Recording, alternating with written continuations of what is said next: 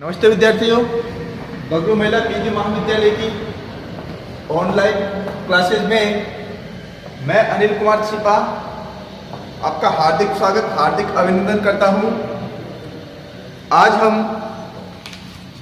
BCom part second, इसमें book चला करती है कंपनी अधिनियम एवं सचिवालय पद्धति। इसका एक टॉपिक है संचालक, डायरेक्टर्स। इनके बारे में आज हम पढ़ने वाले हैं कि संचालक कौन होते हैं, किसी भी कंपनी में संचालक की आवश्यकता क्यों होती है।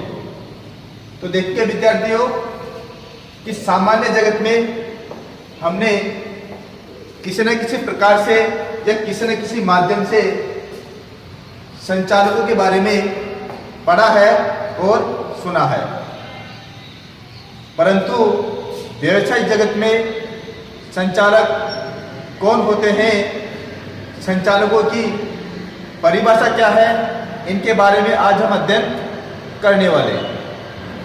तो ज़्यादा समय नहीं लेते हुए विद्यार्थियों एक बार बोर्ड की तरफ देखेंगे और समझेंगे संचालक वास्तव में क्या है, उसकी स्थिति क्या होती है।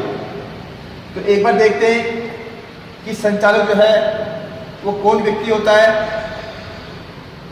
अगर परिभाषा पढ़ते हैं इसकी तो एक बार हम सामान्य रूप से संचालक को देख लेते हैं। मान लीजिए कि एक व्यवसाय करने वाली कोई संस्था है या किसी ऐसी संस्था भी ले सकते हैं जो व्यवसाय नहीं करती हो। तो उस पूरी संस्था को चलाने के लिए हमें कुछ उत्तरदायी व्यक्तियों की आवश्यकता होती है। वो व्यक्ति उस संस्था को चला सके, क्योंकि संस्था जो होती है, कंपनी जो होती है, कंपनी एक कृत्रिम व्यक्ति होती है। कंपनी क्या होगी विद्यार्थी? एक कृत्रिम व्यक्ति होगी। उसके हाथ पांव नहीं होते, वो सिग्नेचर नहीं कर सकती, वो बोल नहीं सकती, वो दिशा निर्देश नहीं दे सकती, क्योंकि व्यक्ति तो है लेकिन कृत्रिम व्यक्ति है, अमूर्त है वो।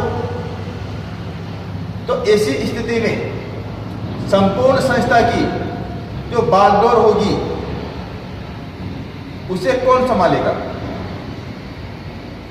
तो संपूर्ण संस्था की बागडोर संभालने वाला, उसका प्रबंध और नियंत्रण को संभालने वाला, कुछ योजनाएं बनाने वाला या प्रबंध करने वाला या उत्तरदायित्व देने वाला या अधिकार देने वाले, ये जो विभिन्न व्यक्ति होते हैं, जो उत्तरदायी व्यक्ति होते हैं, जो कंपनी की तरफ से अन्य तृतीय पक्षकार से किसी प्रकार का अनुबंध करने का अधिकार रखते हैं, तो ऐसे जो व्यक्ति होंगे, ऐसे नामित जो व्यक्ति होंगे, वो कंपनी के संचालक कहलाते हैं। कि कोई ना कोई व्यक्ति या व्यक्तियों का समूह ऐसा होना चाहिए जो कंपनी की तरफ से अन्य व्यक्तियों से अनुबंध कर सके।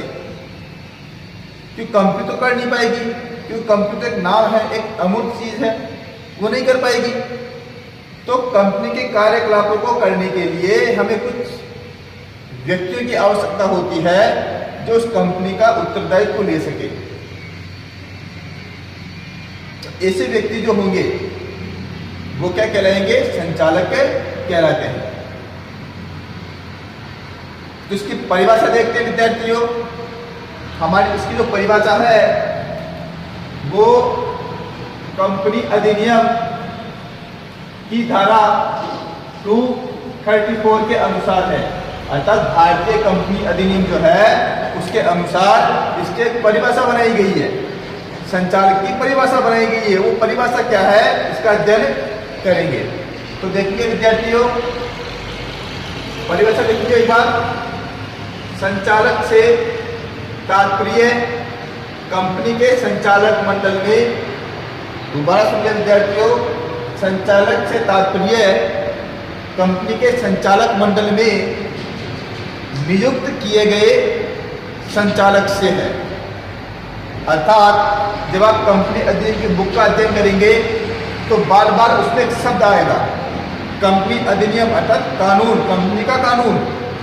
ऐसी पुस्तक जिसमें कंपनी के कानून छपा हो, तो ऐसी पुस्तक का जब अध्ययन करोगे तो उसमें लिखा हुआ आएगा बार बार संचालक मंडल, संचालक मंडल। तो इस संचालक मंडल में जो भी व्यक्ति होंगे वो व्यक्ति कानूनी रूप से या वैध रूप से संचालक ही कहलाएंगे। फिर से एक बार देख सकते हैं परिभाषा विद्यार्थियों।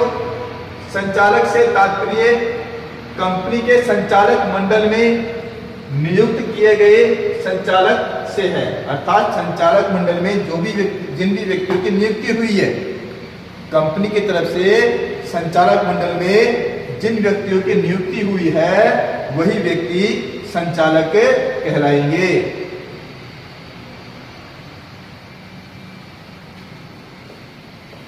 अब हमारा अगला टॉपिक आता है संचालकों के संबंध में महत्वपूर्ण तथ्य कि संचालकों के संबंध में महत्वपूर्ण बातें कौन कौन सी है, संचालक की स्थिति क्या होगी, इसके बारे में बाद में पढ़ेंगे। लेकिन पहले हम क्या पढ़ेंगे, उनके महत्वपूर्ण बातों के बारे में पढ़ेंगे, ताकि हमारे दिमाग में आ रहे विभिन्न कंफ्यूजन जो है वो दूर हो सके। तो देखेंगे विद्यार्थी, उसका पहला पॉइंट देखेंगे महत्वपूर्ण तथ्य के अंदर। पहला पॉइंट है इसका एकाकी व्यक्ति होना चाहिए, अर्थात अगर कोई भी संस्था है वो अपना किसी प्रकार का संचालक बनाना चाहती है या बनाती है तो वो जीवित व्यक्ति, जीता जागता व्यक्ति होना चाहिए। जैसे आप, मैं, ऐसे व्यक्ति होना चाहिए जो देख सके, सुन सके या एक जीवित व्यक्ति हो। तो कहने का तात्पर्य केवल इतना सा है कि अगर हम किसी प्रकार का अनुबंध करना चाहते हैं तो सामान्यतः एक व्यक्ति तो होना चाहिए। कभी भी हम किसी संस्था को, किसी निगम को या किसी अदृश्य वस्तु को हम संचालक नहीं बना सकते, क्योंकि संचालक का काम होता है कंपनी की पूरी बागडोर को संभालना, प्रबंध करना, नियंत्रण करना, योजनाओं का निर्माण करना, उनको अप्लाई करवाना। ये सारे काम संचालक के होते हैं। जब संचालक ही अमूर्त होगा, वो दिखाई नहीं देगा या बोल नहीं पाएगा, या संस्था को आप संचालक बना दो या किसी कंपनी को आप संचालक बना दो, किसी निगम को संचालक बना दो, तो वो अपने दायित्वों का पूर्ण रूप से निर्वहन नहीं कर पाएगा। इसलिए संचालक जो होगा वो एक सामान्य व्यक्ति होगा। दूसरा विद्यार्थियों, संचालक कंपनी का अधिकारी होता है। ये सामान्य सी बात है कि अगर कोई कंपनी है और उसका कोई संचालक है तो वो संचालक कंपनी का अधिकारी होगा, अर्थात वो संचालक जो होगा कंपनी का अधिकारी ही कहलाएगा। और अगर हमने एक से ज्यादा संचालकों की नियुक्ति कर रखी है तो सामूहिक रूप से उन सभी संचालकों को हम संचालक मंडल कहेंगे। क्या कहेंगे? तो संचालक मंडल कहेंगे। ठीक है विद्यार्थियों। तीसरा है कम से कम। अब बात आती है कि सामान्यतः देखा गया है कि कंपनियां तीन ही प्रकार की होती है सामान्यतः। एक होती है सार्वजनिक कंपनी, एक होती है निजी कंपनी और तीसरी होती है एक व्यक्ति कंपनी। एक व्यक्ति कंपनी जो है वो भारत में कंपनी अधिनियम 2013 में आई है। 1956 में एक व्यक्ति कंपनी का कोई नाम नहीं था, परंतु अब ये देखने को मिलता है कि अकेला व्यक्ति भी किसी कंपनी को चला सकता है। तो 2013 में अर्थात कंपनी को अधिनियम को संशोधित किया गया 2013 में, जिसे लागू किया गया था, उसमें एक व्यक्ति कंपनी का भी समावेश किया गया है। तो देखेंगे विद्यार्थियों, अब बात आती है कि कंपनियों के अंदर संचालक कितने होने चाहिए, और हम ये संख्या देख रहे हैं कम से कम संचालकों की। तो अगर आपकी कोई सार्वजनिक कंपनी है तो आपको कम से कम 3 संचालकों की आवश्यकता होती है। ये कंपनी अधिनियम में लिखा हुआ है कि अगर आप सार्वजनिक कंपनी है तो उसमें कम से कम 3 संचालकों का होना परम आवश्यक है। और यदि वह कंपनी निजी कंपनी है तो निजी कंपनी की दशा में कम से कम 2 संचालकों का होना अत्यंत आवश्यक है। निजी कंपनी की दशा में 2 संचालकों का होना अत्यंत आवश्यक होता है। और अगर एक व्यक्ति कंपनी है, एक व्यक्ति कंपनी का मतलब होता है ऐसी संस्था या ऐसी कंपनी जिसका रजिस्ट्रेशन भी हुआ हो और वो उस व्यक्ति में केवल एक ही सदस्य हो, अर्थात एक अकेला व्यक्ति ही उस कंपनी को संभालता हो, उसकी देखरेख करता हो, उसका प्रबंध एवं नियंत्रण करता हो। सदस्य की बात कर रहे हैं, एम्प्लॉय तो कितने भी रख सकता है, नौकरी पर कितने व्यक्ति को रख सकता है, मैनेजर वगैरह या पीछे मजदूर वगैरह या संभालने वाले सैलरी पे वाले व्यक्ति उनको रख सकता है, परंतु कानूनी रूप से देखा जाए या सदस्य के रूप से देखा जाए तो वो एक ही व्यक्ति हो।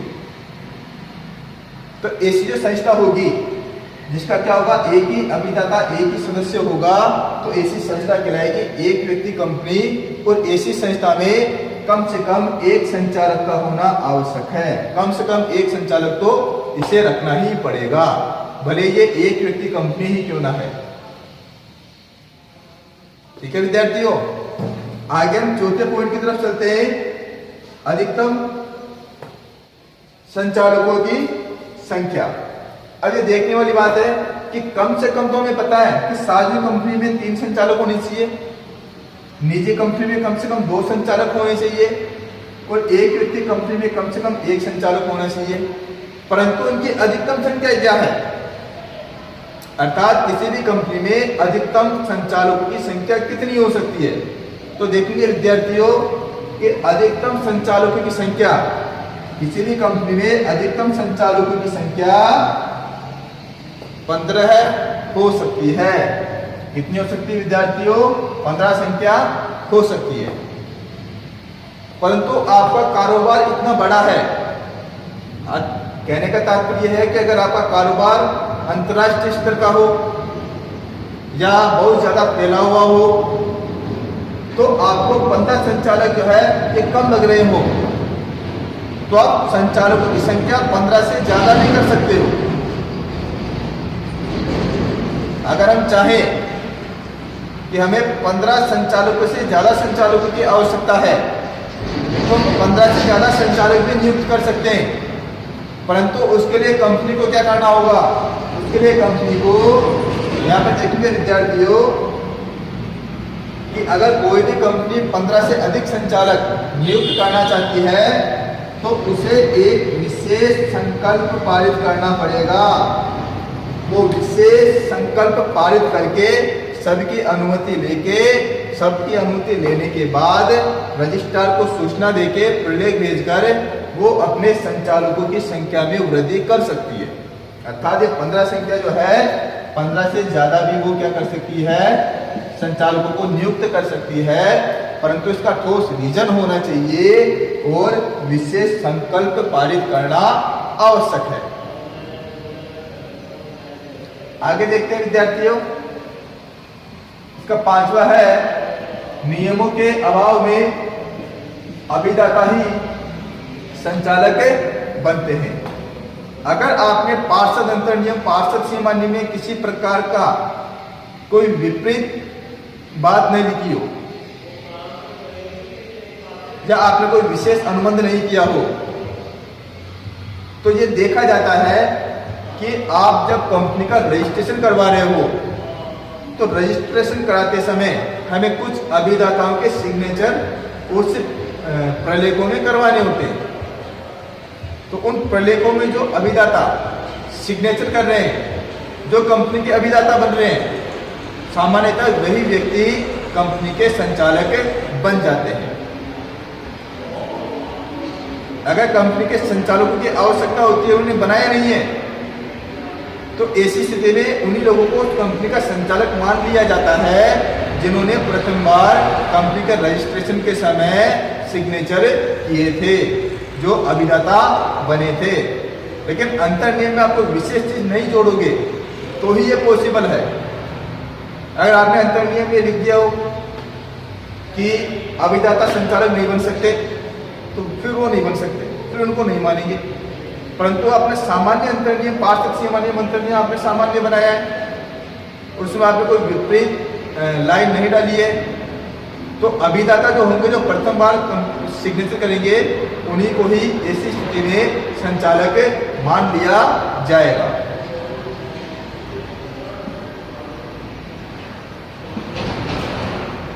देखेंगे एक बार विद्यार्थियों कि सभी संचालकों को सामूहिक रूप से संचालक मंडल कहते हैं। ये इंपॉर्टेंट बात है विद्यार्थियों कि एक कंपनी में हमने पढ़ा है कि सार्वजनिक में 3 संचालक होना जरूरी है, निजी में 2 संचालकों का होना आवश्यक है और एक व्यक्ति कंपनी में 1 संचालक हो सकता है। तो ये तो कम से कम संख्या है, अधिकतम तो 15 और 15 से ज्यादा भी हो सकती है। तो ऐसी स्थिति आ जाती है जहां पर 1 से ज्यादा संचालक हो, तो उन्हें सामूहिक रूप से क्या बुलाएंगे? हम उन्हें सामूहिक रूप से क्या कहेंगे? संचालक मंडल कहेंगे। ठीक है विद्यार्थियों, सामूहिक रूप से हम क्या कहेंगे? उनको संचालक मंडल कहने वाले। आगे चलते हैं, हमारा 7वां और अंतिम पॉइंट है इसका, जवाबदेही संचालक मंडल की होती है। अर्थात किसी भी प्रकार की कोई समस्या आ जाती है किसी संस्था के लिए या किसी को जवाब देना होता है, तो ऐसी स्थिति में संचालक मंडल जो होगा उसका ये प्रथम दायित्व बनता है कि वो जवाबदेही के लिए हमेशा तैयार रहे। किसी प्रकार की कोई विपरीत समस्या आ जाती है या वो किसी प्रकार का कोई अनुबंध पूरा नहीं कर पाता है या कोई कंपनी अधिनियम को विपरीत जाके कोई कार्य करता है या भारत के सामान्य कानूनों का उल्लंघन करता है या तृतीय पक्षकार जो होगा जिससे व्यवसायिक कार्य करता है, उसे कोई समस्या हो गई हो, तो कंपनी में किसी व्यक्ति तो होनी चाहिए ना जो प्रॉपर रूप से उन व्यक्ति को जवाब दे सके। तो ये जवाब देने का दायित्व किसका बनता है? ये संचालक मंडल का बनता है। क्या अर्थात संचालक मंडल ही सामान्यतः अन्य व्यक्तियों को जवाब देते हैं, ये उनका दायित्व बनता है। ठीक है विद्यार्थियों, तो आज जो हमने पढ़ा है वो संचालक मंडल की नॉर्मल चीजें पढ़ी है कि संचालक मंडल क्या होता है, संचालक क्या होते हैं, तो कौन सी कंपनी में कितने संचालक देखने को मिलते हैं। कंपनी के प्रकार तो बहुत होते हैं परंतु इसी के अंदर सामान्य से होते हैं। इसलिए सामान्य रूप से 3 प्रकार की कंपनी ही मानी जाती है, जिसमें सार्वजनिक कंपनी होती है, एक निजी कंपनी होती है और एक व्यक्ति कंपनी होती है। तो इस प्रकार से संचालक मंडल जो है उसकी रूपरेखा ऐसी होती है और ये इस प्रकार के कार्य करते हैं, उनके दायित्व जैसे होते हैं। ठीक है विद्यार्थियों, धन्यवाद।